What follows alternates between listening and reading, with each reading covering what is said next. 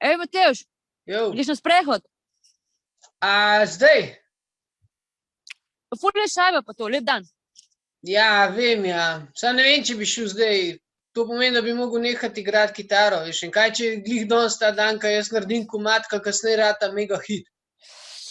Ok, pa se lahko jutri igraš, a? Ja, in na sprehodu lahko srečava Klaro, veš. In bum, ljubezen na prvi pogled. In kaj je ljubezen na prvi pogled, to je ljubezen za life. Malo pretiravaš, a?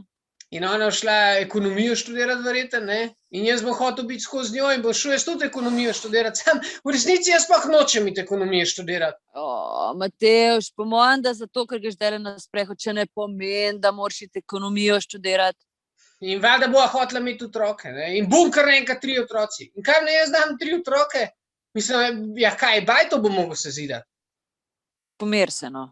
In to pomeni krediti, pa sanke, pa nove smučke vsak let, pa zobni aparat. Kaj, če bojo vsi 3 tam imeli krive zobe? To so 3 zobni aparati. A veš, koliko stane zobni aparat? Ok. Predvidevam, da ne greš na sprehod. Ne vem, jaz mislim, da boš, da ne, no. Ok, ajde, pokličem Dinko, čau. Daj Dinca. A se vam tudi zdi vsaka odločitev tako usodna, a? Napišite v komentarje.